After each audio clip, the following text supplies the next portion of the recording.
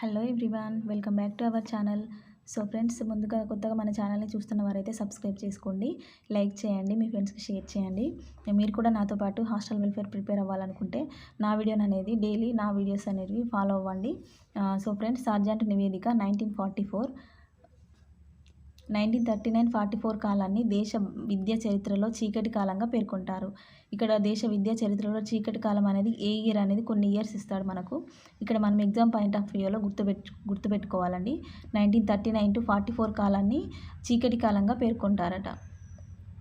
Next, విద్యారంగంలో ఏర్పడిన సంక్షోభాన్ని నివారించుటకు సమగ్రమైన విద్యాభివృద్ధి కోసం కంపెనీ సభ్యుడైన సర్ జాన్ సార్జెంట్ అధ్యక్షతన central advisory board of education CABE కమిషన్ను నియమించింది.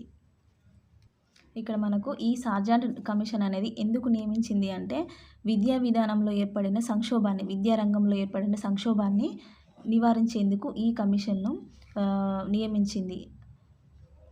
ఎవరి అధ్యక్షతన అంటే ఇక్కడ జాన్ సార్జెంట్ అధ్యక్షతన నియమించిందట. ఈ జాన్ సార్జెంట్ ఎవరు అంటే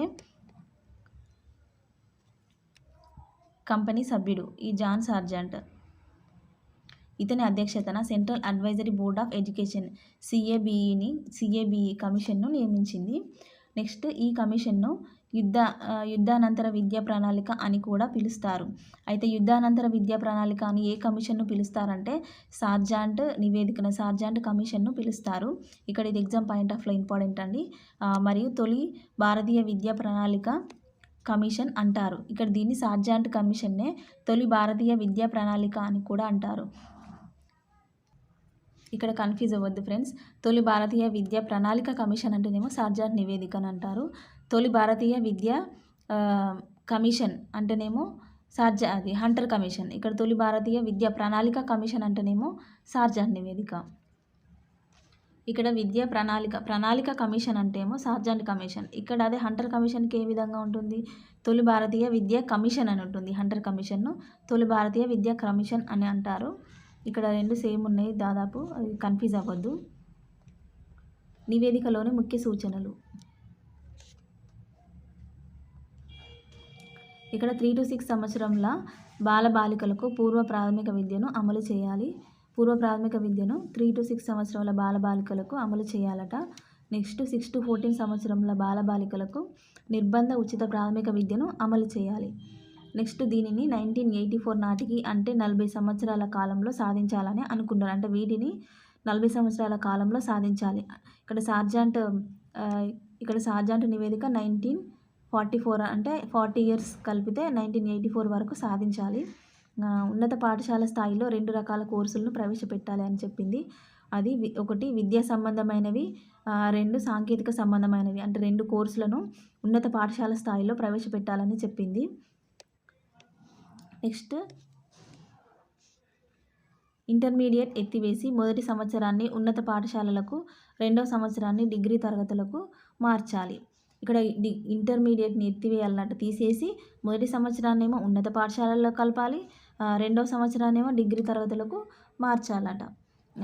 నెక్స్ట్, దేశ పారిశ్రామిక అవసరాలకు అవసరమైన కార్యనిర్వాహకులను, నిపుణులైన శ్రామికులను తయారు చేయుటకు సాంకేతిక విద్యను అమలు చేయాలి. ఇక్కడ దేశ పారిశ్రామిక అవసరాలకు అవసరమైన కార్యనిర్వాహకులను కూడా తయారు చేయాలి. నెక్స్ట్, నిపుణులైన శ్రామికులను కూడా తయారు చేయుటకు సాంకేతిక విద్య అమలు చేయాలని కూడా చెప్పింది. నెక్స్ట్, వివిధ విశ్వవిద్యాలయ కార్యకలాపాలను సమన్వయం చేసేందుకు భారతీయ విశ్వవిద్యాలయాల విరాళాల కమిటీని కూడా ఏర్పాటు చేయాలి. ఇక్కడ నెక్స్ట్ ఏం చెప్పింది అంటే భారతీయ విశ్వవిద్యాలయాల విరాళాల కమిటీని కూడా ఏర్పాటు చేయాలని చెప్పింది. అది ఎందుకంటే విశ్వవిద్యాలయాల కార్యకలాపాలను సమన్వయం చేయడానికి.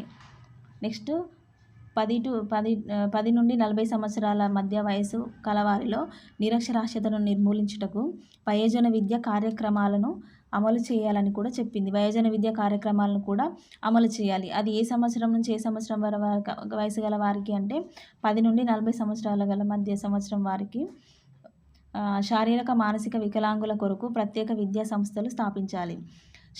ప్రత్యేక విద్యా సంస్థలు కూడా శారీరకంగా మానసికంగా వికలాంగులైన వారికి కూడా స్థాపించాలి. నెక్స్ట్ ఉపాధ్యాయ శిక్షణ కేంద్రాలను అభివృద్ధి చేయాలి. ఉపాధ్యాయ శిక్షణ కేంద్రాలు అనేటివి ఇంకా అభివృద్ధి చేయాలని చెప్పింది. నెక్స్ట్ ఎంప్లాయ్మెంట్ బ్యూరోలను స్థాపించాలి. ఎంప్లాయ్మెంట్ బ్యూరోలను స్థాపించాలని కూడా చెప్పింది.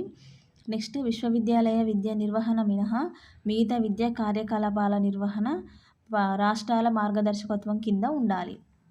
అంటే ఇక్కడ విశ్వవిద్యాలయ విద్య కాకుండా మిగతా విద్యా కార్యకలాపాల నిర్వహణ రాష్ట్రాల మార్గదర్శకత్వం కింద ఉండాలి. అంటే రాష్ట్రాలే మార్గదర్శకత్వం ఇచ్చే విధంగా ఉండాలి. నెక్స్ట్ 11 నుండి 17 సంవత్సరాల పిల్లల కోసం 6 సంవత్సరాల ఉన్నత పాఠశాలలను ఏర్పాటు చేయాలి.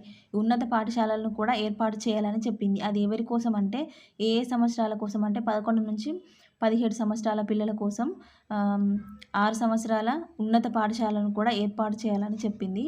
నిరక్షరాస్యత నిర్మూలన కోసం గ్రంథాలయాలు స్థాపించి వయోజనులకు విద్యను అందించాలట. ఇక్కడ వయోజనులకు కూడా విద్యను అందించాలి గ్రంథాలయాలు స్థాపించి.